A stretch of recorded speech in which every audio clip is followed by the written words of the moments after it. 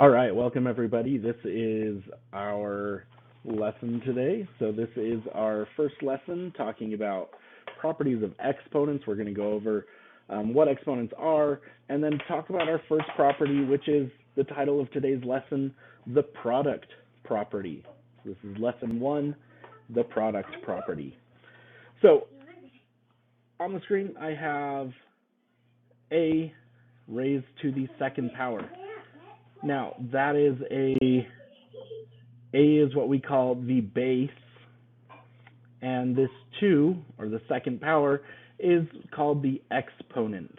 So we have a base, and we have an exponent.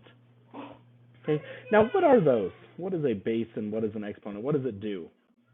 Well, when we have something like this, we have a equals, it's just a to the 1, okay? So if I have just a regular a, just some variable or some number, some quantity, that equals a to the 1 power. Okay, it has an exponent of 1. If I have a to the 2, okay, so you have a and then squared, equals a times a. So the little number, the exponent, tells us how many times we're multiplying that thing together. So if it's a squared, we have a times a, or a times itself 2 times. If we have a to the 3, it's a times a times a, or a times itself 3 times. And we could keep going as many times as we want. A to the 4th, a times a times a times a. So it's just multiplying some number of times. Okay, so that's all exponents do. Okay, it's not anything different, it's just multiplication. What if, though, we took a squared, so that's this one right here, a squared, okay, and we multiplied it times a cubed. So a cubed, a times a times a. What if we did that? Well, we could write it out the long way and say a times a, that's our a squared, times our a cubed, a times a times a. So all together, we have a times a times a times a times a times a. Or just a times itself 5 times. Okay. Another way I can think about it is 2 a's plus 3 more a's multiplied together is 5 a's being multiplied together. So we have a total of 5 a's being multiplied together. And this idea is the whole idea of the product property. Okay, this is the product property, where if we're multiplying things together, 2 a's, and we're multiplying 3 more a's with that, that's a total of 5 a's being multiplied together. So a squared plus a, or times, a cubed is a squared plus cubed, a2 plus 3, which is a to the 5th power. So a2 times a3, a to the 2 times a to the 3 is a to the 5th. We just take the 2 and the 3 and we add them together. And that's all the product property is if we're multiplying things and they have the same base, all we have to do is add their exponents. And so on your notes paper and on here, we're going to go through each of these problems together on the notes paper, and we'll do it. All right. So this first one, 2 squared times 2 to the 0 times 2 to the 0. So we have 3 things being multiplied together. Okay. Now, one thing that we need to remember is that the base is 2. So 2, whatever's being raised to the power or has the exponent attached to it is called the base. So if the bases are the same, 2, 2, and 2, the first thing that we do is combine them all into 1. So 2, 2, 2, we combine it into 1. We're not multiplying those numbers together, we're just combining them. The reason why we're not multiplying them together is that's what the exponents are doing. It tells us how many times we're multiplying them together. So if it tells me I have 2 that we're multiplying together right here, I have 0 that we're multiplying together right here, and I have another 0 that we're multiplying together right here. So I have 2 plus 0 plus 0. Okay. And that's a total of 2 that we're multiplying together. So 2 to the 2 power, or 2 squared. Now, something that's interesting here is 2 to the 2 is what we had on the first one. So why didn't these change anything? Well, 2 to the 0, we're not multiplying anything. We're taking 2 and we're not multiplying it by itself. So anything to the 0 power equals 1. So 2 to the 0 equals 1. 2 to the 0 equals 1. So it's just 2 to the second power, 2 squared, times 1, which is 2 to the second power. Right? That makes sense because we're saying we're multiplying 2 by itself 2 times here, and we're not multiplying it any more times by itself. 0 times and 0 more times. So we're total multiplying it together 2 times. Let's look at this next one. So we have 2 to the negative 1 times 2 to the negative 4. Okay, we can write that as the same base, 2 to the negative 1 plus negative 4. We add the exponents. So even though these are negative, right, we still just add them. So negative 1 plus negative 4 is, let's see, negative 1 plus negative 4 is negative 5. So we have 2 to the negative 5. All right, this one, 3 to the negative 4 times 3 to the 3. 3 and 3, that's the same base. So we can combine those. And then we add the exponents, negative 3 and 3. So 3 to the negative 4 and 3 to the 3, so negative 4 plus 3. The negative 4 plus 3 is negative 1. So we have 3 to the negative 1. Okay, the next one, okay, this time it's a little bit different. Okay, notice we have a 2x. We've got a variable in there now, and times 3x. So we've got a little bit more going on. You might think, well, these aren't the same, and they're not, right? We have a 2 and a 3 in front. Now, those numbers in front, okay, those numbers in front are actually something different, right? When the problem has a variable with a number in front, we call that number a coefficient. Okay, it's a coefficient. So to solve this type of problem, we multiply the coefficients first, then use the product property to combine the exponents. Now, all of that has to come from our order of operations. Now, remember, order of operations, we had our parentheses, exponents, then multiplication. So this right here, 2 times x, that's multiplication. Our base and our exponent relationship, right, that's an exponent. So we have to do that first and then do the multiplication. So what that means when we're combining these is we can treat the multiplication like a just normal multiplication. So 2 times 3 is 6, and then we can deal with combining the exponents, because when we work through it the other way, the correct way, if you were plugging a number in, you would have to plug in the number, square it or cube it or fourth power it first, and then times it by 2 or times it by 3. So we're kind of going backwards here. But just remember that always when you have these coefficients right here, the numbers in front of the variables, we want to combine those first, or to multiply those first, and then we can look at the exponents. So I'm going to do that. So 2 times 3, right? And then I have x, 1x, and 1x. So 1 plus 1. So 2 times 3 is 6, and 1 plus 1 is 2. So we have 6x squared, and that's our answer. All right, let's do another one.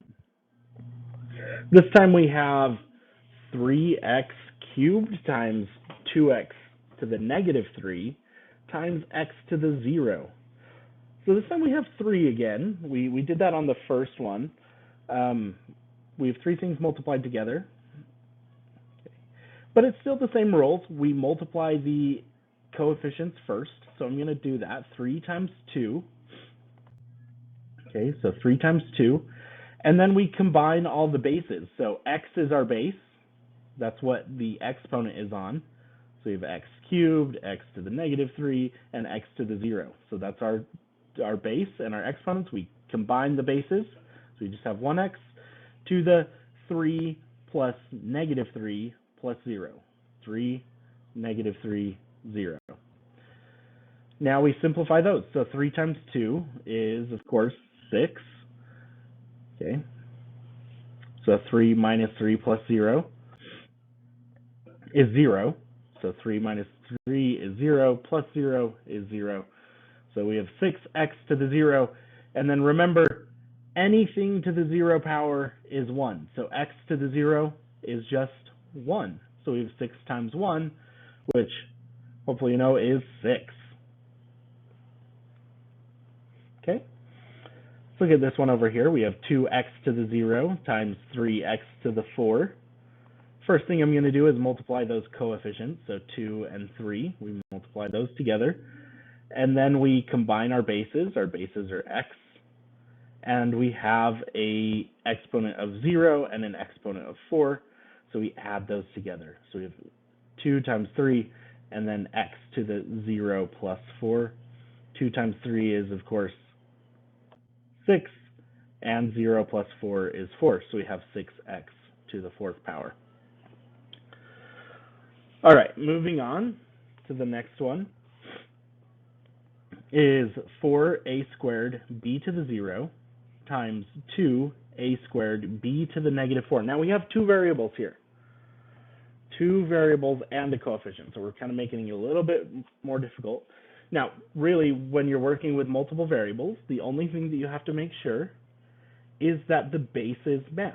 So you only combine if their bases match. So let's see what that means. I take my 4 and I take the 2, those are the coefficients, and I multiply them together. So 4 times 2. Then I take a squared. I have 2 a's that I'm multiplying together. And I have 2 more a's being multiplied together. So we have a squared plus a squared. Right? So that's the total of a 2 plus 2. All right, so b is 0 plus negative 4, because we have 0 b's here and negative 4 b's here, so 0 plus negative 4. So 4 times 2 is 8. 2 plus 2 is 4, and 0 plus negative 4 is just negative 4. Now, we keep the a and the b separate. We keep them separate. We can only combine them if their bases match. So we are multiplying a together 4 times, and we're multiplying b together negative 4 times. And we'll talk about what negative exponents mean a little bit later on in the unit. We'll work with those later. I just want to get a good foundation down before we work with negative exponents. All right, so looking at the next one, 4x cubed times 4y to the negative 1, so 4y to the negative 1 power. Okay, we look at the coefficients. We have a 4 here and a 4 here. So I'm going to multiply those together. And we have an x cubed, okay, and a y to the negative 1. Now, there's not any x's over here, so I can't combine anything over there. There's no similar bases. There's no similar y's over here, so I can't combine anything over there. So I just write it all together like this. Do 4 times 4, which is 16. So we get 16x cubed y to the negative 1. That's as much as we can simplify that one. All right. Moving along. Let's make it a little bit more tricky. We'll add a little bit more as we go. So we have 3n times 3m to the 0, n to the 3. So again, same thing. We multiply the coefficients, 3 times 3. And we add the exponents. Now remember, If it doesn't have an exponent on there, it means it has an exponent of 1. So I wrote a little 1 in there just so I remembered. So I have n is 1 plus 3, 1 plus 3 more. And then we have this m to the 0. That's the only m there, so we're just going to write that down. 3 times 3 is 9. 1 plus 3 is 4. And then m to the 0, remember, anything to the 0 power is just 1. So I'm going to change that m to the 0 to a 1. So we get 9n to the 4th times 1, which is just 9n to the 4th. Okay, let's keep going. This next one, we're multiplying 3 things together again. So we've got a coefficient of 2, a coefficient of 2, and a coefficient of 3. We have an x squared, a z to the negative 2, a z to the negative 1, a z to the 0, a y, and a y cubed. So let's add all those together. We get 2 times 2 times 2, or 2 times 2 times 3. Okay, 2 times 2 times 3. And then we have x to the second, and then we have an x to the second, so we get x to the 2 plus 2. Then we have a y to the 1. We have a y to the 3, so we get a y to the 1 plus 3. And then we have a z to the negative 1, or excuse me, wow, I missed this one. Z to the negative 2, so there's our negative 2, plus our negative 1 from z to the negative 1, plus a 0 from this last one. So 2 times 2 is 4, and then 4 times 3 is 12. 2 plus 2 is 4. 1 plus 3 is 4. And negative 2 plus negative 1 is negative 3. Plus 0 is just negative 3. So we get 12x to the 4th, y to the 4th, z to the negative 3. A couple more. We've got 3 again. We've got 2n p to the negative 1, 2pm to the 4, and 2m to the 4, n to the 4. Okay, so 2 times 2 times 2, those are our coefficients. We multiply those together. Then we have n. We have 1n here, and we have negative 4 n's there. So 1 plus negative 4. And then p, we have negative 1p there. We have 1, positive 1p here, so we get negative 1 plus 1. And then m, we have 4, so we have 4 plus, let's see, there's 1 more right here, and negative 4. So m to the 4 plus negative 4. All right, so 2 times 2 is 4 times 2 is 8. N to the 1 minus 4 is negative 3. P to the negative 1 plus 1, the negative 1 plus 1 is 0. And then 4 plus negative 4 is also 0. So we have 8n to the negative 3, p to the 0, m to the 0. Remember, anything to the 0 power is just 1. So both p and m are both 1. So we get 8n to the negative 3 times 1, which is still just 8n to the negative 3.